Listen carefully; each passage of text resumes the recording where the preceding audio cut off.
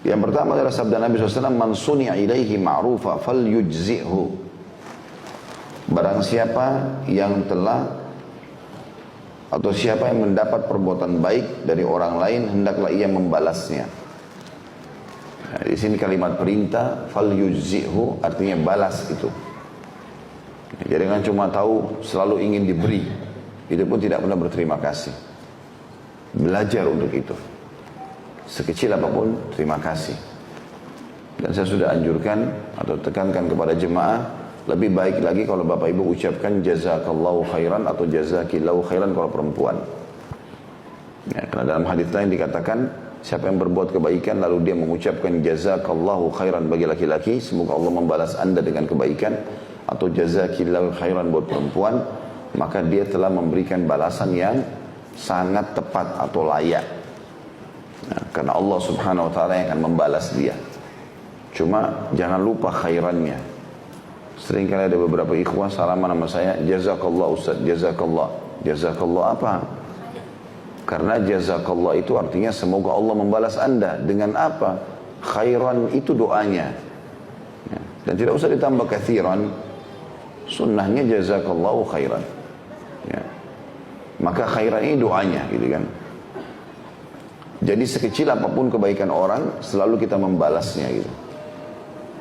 Ini pernah saya ingatkan, ibu-ibu kalau dikirimkan makanan sama tetangga, piringnya jangan dikembalikan kosong. Ya, isilah sesuatu. Selalu berharap tetangga kirimkan makanan dan selalu piring orang dikembalikan kosong. Bahkan kadang-kadang ada lebih buruk akhlaknya. Tetangganya suka mengirim makanan hari Sabtu dan Ahad, diterimalah piring tersebut. Begitu satu pekan dari satu bulan itu ada sempat tidak kirim, dia sangka buruk sama orang. Padahal dia sendiri belum pernah membalas kebaikan orang. Berapa banyak orang juga begitu ya. Ini saya ingatkan ibu-ibu, kadang-kadang selalu berharap dikasih hadiah sama suaminya. Buat kenangan dong, kasih ini, kejutan. Tapi dia sendiri nggak pernah buat itu buat suami. Nah, seharusnya dia membalas itu. Saya kadang-kadang bercanda sama istri saya. Ini minta hadiah terus saya kapan dikasih hadiah? Harusnya dibalas juga. Sesuai dengan kadar kemampuan. Hadiah itu subhanallah, Bapak Ibu sekalian, biar sederhana, namanya hadiah, orang gembira. Kadang-kadang mungkin ada orang pulang umroh, hanya membawa hadiah dari toko 2 real, toko 3 real. Tapi karena kita diberi hadiah, maka itu membawa kepada kegembiraan. Dan Nabi SAW mengatakan tahadu, tahabu, saling memberikan hadiahlah, pasti kalian akan saling mencintai. Jadi ini manfaatnya sangat besar, membuat hati-hati semuanya jadi bisa bersatu, kehidupan jadi makmur, jadi tentram. Ya, orang akan bisa saling toleransi kalau ada kekurangan dan kesalahan. Ini lunak hatinya. Maka kita dianjurkan untuk yujzi'ahu, atau membalasnya, atau yujzi'hu, dia harusnya membalasnya. Ya. Potongan kedua, fa in lam yajid ma yujzi'uhu falyuthni alaihi. Kalau seandainya dia betul-betul tidak punya sesuatu yang dia bisa balaskan, maka dia semestinya memujinya. Makna memuji adalah berterima kasih padanya. Ya. Jadi misalnya ban motor pecah di pinggir jalan, tiba-tiba ada orang mampir tidak dikenal memperbaiki kendaraan kita, bantu. Kita mau berikan uang, mungkin uang tidak ada, jauh dari tempat-tempat yang bisa kita mungkin berikan sesuatu untuk. Kalau kemudian kita punya uang, kita mau beli sesuatu untuk dikasih, juga nggak bisa gitu. Maka kita memuji dia, terima kasih sudah bantu saya. Apa yang saya bisa bantu juga misalnya, atau kita minta nomor teleponnya, mungkin kita bisa membantunya satu waktu. Ya, atau melanjutkan hubungan ukhuwah di antara sama muslim gitu ya. Maka ini perlu untuk digarisbawahi. Sekali lagi teman-teman, jangan pernah mengenang yang ditahu hanya keburukannya saja ya.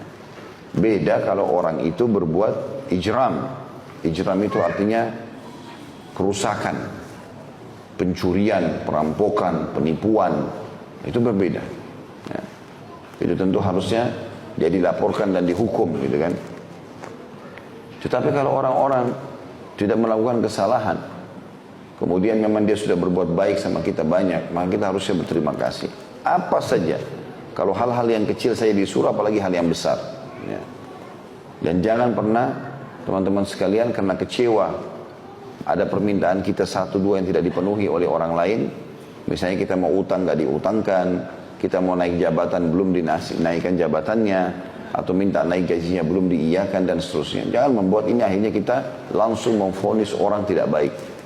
Tentu orang punya pertimbangan-pertimbangan, gitu kan?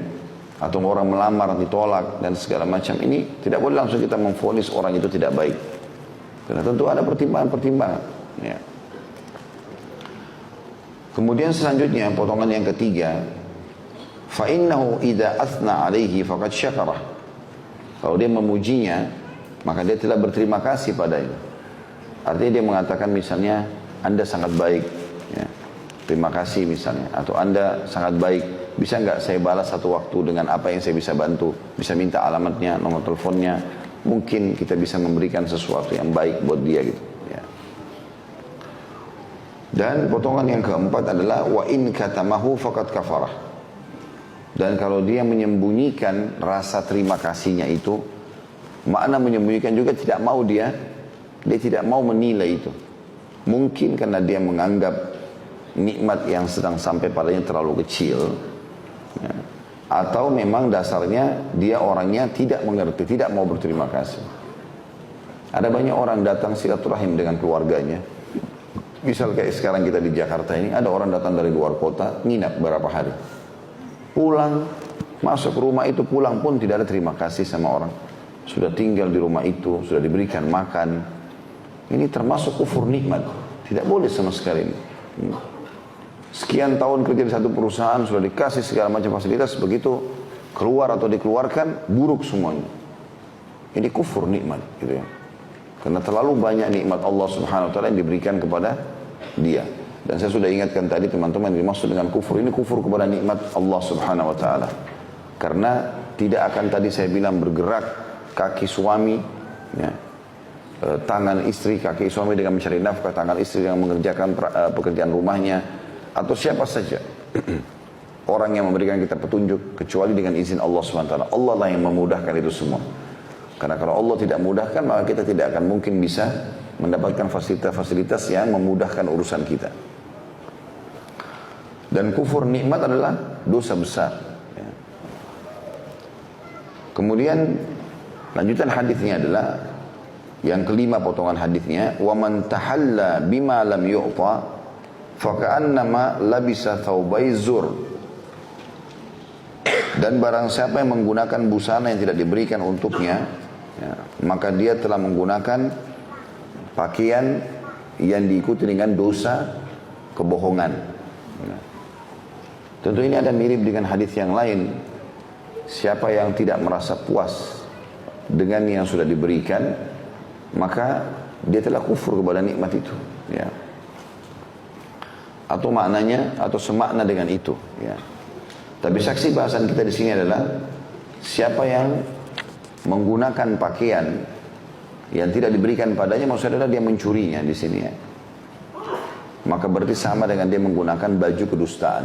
Maksudnya baju itu selama dia pakai akan dicatat baginya dosa kedustaan.